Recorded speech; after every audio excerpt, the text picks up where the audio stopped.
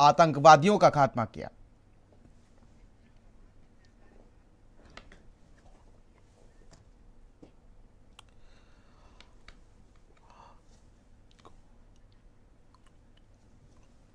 तो फिलहाल युद्ध विराम का ऐलान कर दिया गया है।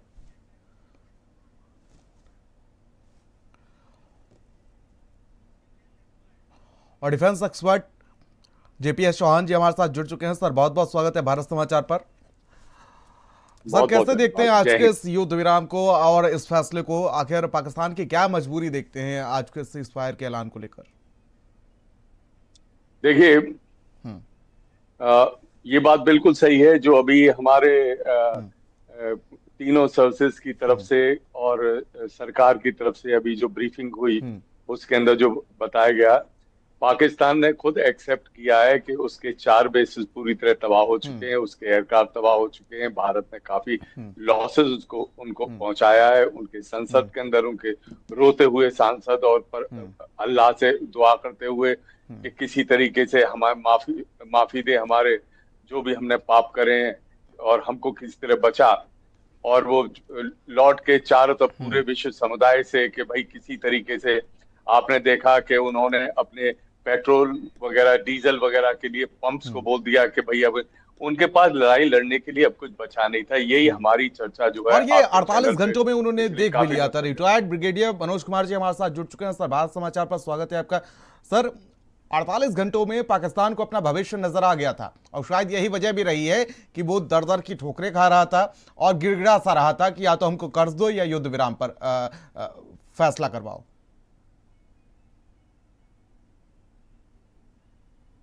जो बदलाव आया है, जो भी एक रुख जो ले रहा था अभी भारत और पाकिस्तान के बीच में युद्ध का जो माहौल बना हुआ था, इस वक्त ये मैं मान के चल रहा हूँ कि भारतीय जो फौज थी, खास करके इंडियन एयरफोर्स का जो डोमिनेशन था वो पूरा था और हमारे मिसाइल्स, हमारे ड्रोन्स और हमारे एयरक्राफ्ट पूरी तरह उनको जो है एयर सिक्योरिटी पे थे। तो ये अचानक से रोकना, इसके पीछे कुछ ना कुछ कोई बड़ा कारण रहा होगा। अब ये जो भी बातें होंगी वो इंफॉर्मेशन वो वहाँ के जो हमारे जो एक्सटर्नल अफेयर्स मिनिस्टर है या जो हमारे रक्षा मंत्री हैं उनको इसके बारे में पता होगा।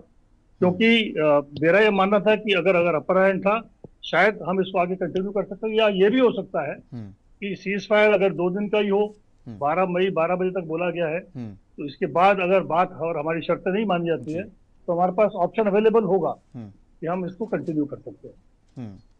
और शायद पाकिस्तान को अपना भविष्य भी नजर आ गया इन 48 घंटों में। 48 घंटे पाकिस्तान पर कितने भारी पड़े हैं। बिल्कुल, वो तो भविष्य भी नजर आ गया है। उनके पास वैसे भी कुछ सामान अवेलेबल नहीं है, ना पेट्रोल है, ना एमुनेशन है उनके पास, ना उनके पास उनके जो लोग हैं जो फौज में हैं वो खुद मोटिवेटेड नहीं है लड़ाई लड़ने के लिए, क्योंकि फौज उनका बिजनेस ज्यादा करती है और लड़ाई में सिर्फ मिलिटेंट्स को या टेररिस्ट को तैयार करती है और उनको बेचती है। वो यही मान के चल रहे थे कि खाली जब टेररिस्ट आएंगे और टेररिस्ट जाएंगे लड़ाई चलती रहेगी। लेकिन इस बार भारत ने जो नया रुख अपनाया है और ये भी कहा है कि अब से एक्ट ऑफ टेररिज्म को हम एक्ट ऑफ वॉर मानेंगे, कोई भी टेररिस्ट एक्टिविटी। और आज जिस तरीके से भारत की तरफ से कहा गया कि कोई भी अगर आतंकी हमला किया गया तो उसको युद्ध माना जाएगा। जयेश चौहान साहब, आप कैसे देखते हैं कि आज जिस तरीके से जब भारत ने अपना कड़ा रुख अख्तियार किया, मतलब आर पार की लड़ाई को लेकर कहा, वैसे ही उसके बाद युद्ध विराम का फैसला आ गया? बिल्कुल ठीक है।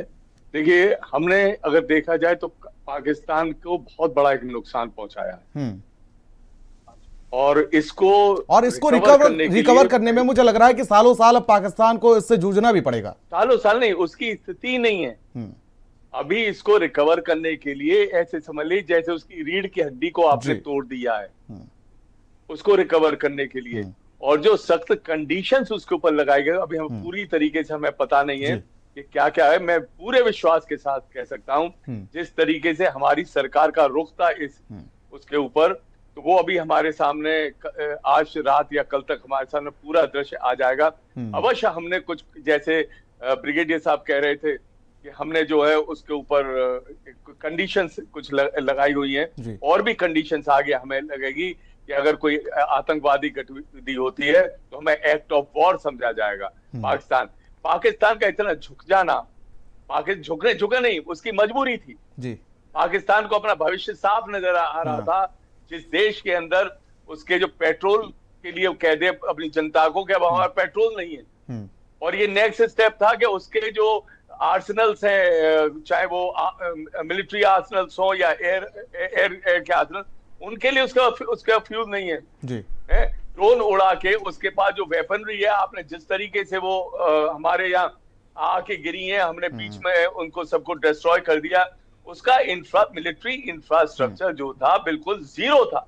आप ये देखिए कि with very I am very feeling very proud that I am a Indian, मैं सोल्जर रहा हूं और उस फौज का सोल्जर रहा हूं जिसने अपने आप का परचम आज भी विश्व के सामने उसने फहरा दिया। क्या जितने उसने हमारे ऊपर वार करे इस युद्ध के दौरान जी, एक भी उसका वार जो है सफल नहीं हुआ है। Zero achievement, it is not a small thing.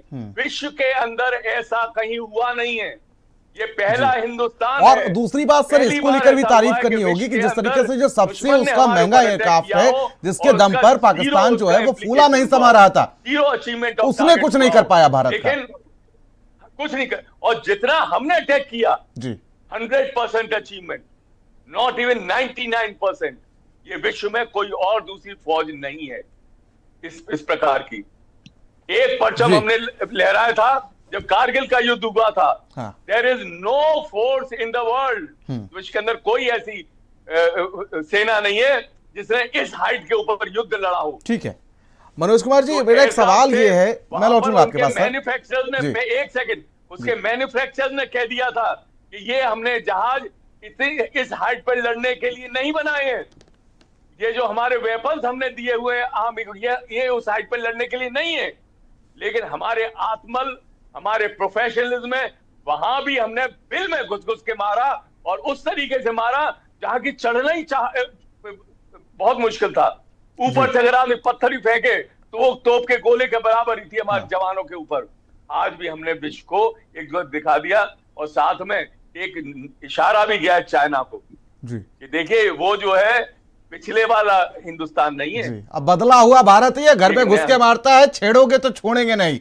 Manoj Kumar ji, ये 48 घंटे जो रहे पाकिस्तान के लिए बहुत मुश्किल भले हुए रहे। अगर देखा जाए तो कई चीजों से पाकिस्तान को इस दौरान गुजरना पड़ गया, चाहे वो अंदरूनी कलह हो, चाहे इमरान खान की रिहाई की बात हो, चाहे वो पेट्रोल उसके पास नहीं है, चाहे अगर देखा गया कि तो वो कर्ज के लिए गिड़गिड़ा रहा है, युद्ध विराम के लिए गिड़गिड़ा रहा है। पिछले 48 घंटे पाकिस्तान के कैसे देखते हैं आप? आपको आवाज आ रही है मेरी? जी, आपकी आवाज आ रही है। मेरा ये मानना है, आप सुन पा रहे हैं? जी जी, आपकी आवाज पूरी तरीके से आ रही है। आवाज शायद नहीं आ पा रही। मनोज जी, आपकी आवाज पूरी तरह से आ रही है, बोलिए। You are audible sir. Okay, मैं ये कह रहा हूं कि कारगिल युद्ध के दौरान मैं वहां उसी क्षेत्र में पोस्टेड था, श्रीनगर में ही, और जो ग्रुप कैप्टन साहब बोल रहे हैं कि हमने सब कुछ अनकन्वेंशनल तरीके से करा था।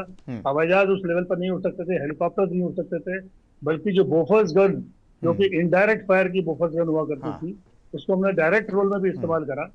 बल्कि इस बार भी आपको पता होना चाहिए कि जो हमारा एयर डिफेंस सिस्टम था, हमने जो बिल्कुल ही जिस गन को सोचा था कि अब अगर आगे इस्तेमाल नहीं होगी, L-70 गन हो गई या Ju-23 हो गई, उनको हमने जो इनके जो ड्रोन आ रहे थे उनके विरुद्ध यूज करा, क्योंकि ये बहुत पुरानी गन्स है, 60s की है, लेकिन उसके बावजूद भी उनको हमने उनके ड्रोन के विरुद्ध यूज करा। तो ये अनकन्वेंशनल तरीका सिर्फ भारतीय फौज ही कर सकती है, और उनको हमने बता दिया। और सर ये एक बड़ा संदेश भी हो सकता है कि नई वाली तो रखी हुई है, पुरानी वाली ही तुम्हारे लिए काफी है। नहीं आएगा कि आपकी आवाज नहीं आ रही जी।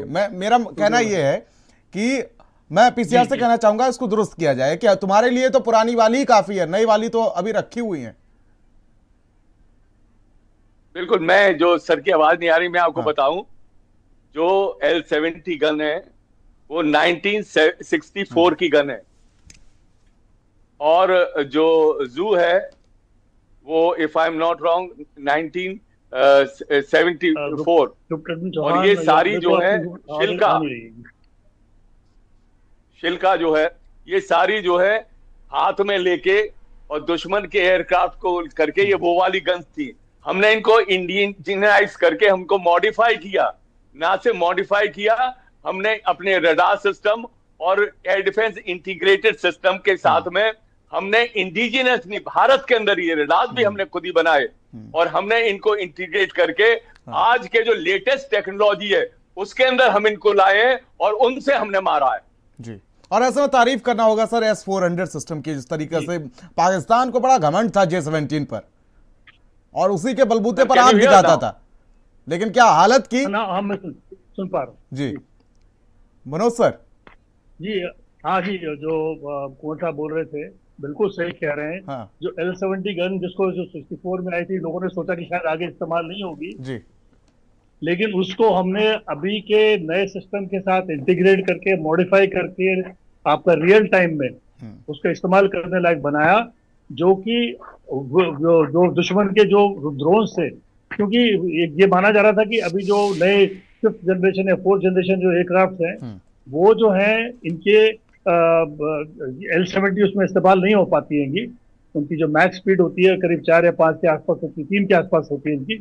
तो उसको देखने के लिए जो हमने जो है L-70 जो इस्तेमाल करिए, ड्रोन से विरुद्ध करिए। ड्रोन धीरे चलते हैं और ये बहुत ही इनोवेटिव और नया तरीका था और इसको हमने मारा। हमारा जो लेसन है वो बहुत अच्छे से हमने पाकिस्तान को दिया है, बल्कि सबसे अच्छा फायदा ये हुआ है कि हमारा एंटी एयरक्राफ्ट जो सिस्टम है वो पूरा का पूरा टेस्ट हुआ है। ये भी पता लगा है कि हमारे जो मिसाइल्स हैं उसी जगह पे बिल्कुल एक्यूरेटली वहीं पड़े हैं जहां की हम मार करना चाहते थे। हम चाहते थे कि उनके जो रनवेज हैं, उनके जो एयरफोर्स स्टेशन है, बेस हैं, खास करके जो रावलपिंडी के बराबर में जो हमने उनको टारगेट करा है, उनका हेडक्वार्टर वहां से दूर नहीं है। रावलपिंडी मतलब जनरल हेडक्वार्टर जो है उनका, वो दूर नहीं है वहां से। उसको हमने टारगेट करा है ये बताने के लिए तुम्हारे हेडक्वार्टर को भी हम टारगेट कर सकते हैं। वो तो हम इस वक्त सिर्फ एयरफोर्स के जो स्टेशन को वहां पे कर रहे हैं। तो सारी की सारी क्षमता में दिखाई है। पाकिस्तान डरा है, पूरी तरह डर गया है। और मेरा यह मानना है कि अगर हमारी सरकार ने अगर ये कदम लिया है तो कोई ना कोई पूरा शर्तें होंगी, वो बातें धीरे धीरे जब सबके सामने आएंगी तो हमें पता लगेगा इसके बारे में। ठीक है। और पाकिस्तान को कहीं ना कहीं लग रहा था कि पानी हमने बंद किया, जब जरूरत पड़ती थी तो पानी तो अभी भी बंद है, पानी तो अभी भी बंद है, पानी अभी बंद नहीं रोका नहीं, बल्कि जब जरूरत पड़ती थी तो छोड़ दिया, बाढ़ आ गई। ये दिख रहा था पाकिस्तान को अपना भविष्य। चौहान साहब, मेरा सवाल ये था जी जी जी एक और खबर अगर आपने सुनी होगी जो न्यूज में थी, जो मैं वेरीफाई तो नहीं करता उस चीज को, कि एक जो ऑयल टैंकर उनका एविएशन फ्यूल लेकर जा रहा था, उसको हमने रोक दिया। और क्योंकि उसमें भारतीय सवार थे, 9 कम से कम उसके अंदर क्रू भारतीय थे, उन्होंने बोला इस एविएशन फ्यूल वाले टैंकर को हम आगे नहीं जाने देंगे। एविएशन फ्यूल जो कि उनके हवाई जहाजों के लिए बहुत जरूरी है, उसको रोकने से पाकिस्तान में और त्राही त्राही मच रही थी। अब वो उसको वेरीफाई नहीं कर रहा था, मैं जानता नहीं उसके बारे में, लेकिन सुना है और कई जगह इसके बारे में चर्चा भी हुई है। ठीक है चौहान साहब, मेरा एक सवाल ये था कि जिस तरीके से ट्रंप के बीच में मध्यस्थता हुई है, क्या भरोसा कर लिया जाए सीज फायर का, या पाकिस्तान अपनी हरकतों से बाज नहीं आएगा? देखिए, मैं आपको एक बात बताता हूं। हिंदुस्तान ने अपने पूर्व इतिहास अगर आप उठा के देख लें, हिंदुस्तान ने, और खासतौर से मैं सरकार की बात करता हूं, हम किसी की ऐसे ही बात मानने वाले नहीं हैं और ना किसी के प्रेशर्स को। जब हमने न्यूक्लियर परीक्षण किया था उस समय भी हमारे वो सैंक्शंस लगाए गए थे और हमने दुनिया को ठोके। इस पाकिस्तान अभी जो युद्ध हुआ है इसके अंदर भी अगर आप देखें, हमने छुप के वार नहीं किया है, हमने पहले से बता दिया कि हम ये करेंगे। और मैं साथ में आपको एक और बात कहना चाहता हूं आपके चैनल के माध्यम से, कि पाकिस्तान ने हमारे में बहुत बड़ी मेहरबानी एक करी है। उसने हमको मौका दिया, हमारे जो सींग, हमारे जो हॉर्न्स हैं, उनको शार्पन करने के लिए। जो मैंने कविता एक लिखी वो पढ़ना चाहता हूं। स्वीकार युद्ध के आमंत्रण का हम करते हैं, उसने हमें इनविटेशन दिया था। स्वीकार युद्ध के आमंत्रण का हम करते हैं, तेरी हर एक गोली से स्फूर्ति पाते हैं। रणभूमि में होली का अपना गौरव है और स्वर्ग से सुंदर यहाँ का मौसम है। तो पाकिस्तान ने हिंदुस्तान को इस छोटे से ड्यूरेशन में एक चीज बहुत अच्छी दे दी है, एंड इट इज हमने जितनी हमने SOPs बनाई थी, ठीक है सर, हमने वॉर प्लान्स बनाए थे, वो सारे के सारे हमने जो है, ठीक है, मैं लौटूंगा आपके पास, मैं लौटूंगा आपके पास, आप लोग बने रहिए, मैं लौटूंगा आपके पास। फिलहाल वक्त एक छोटे सा ब्रेक का है, कहीं मत जाइएगा, जल्द वापस होते।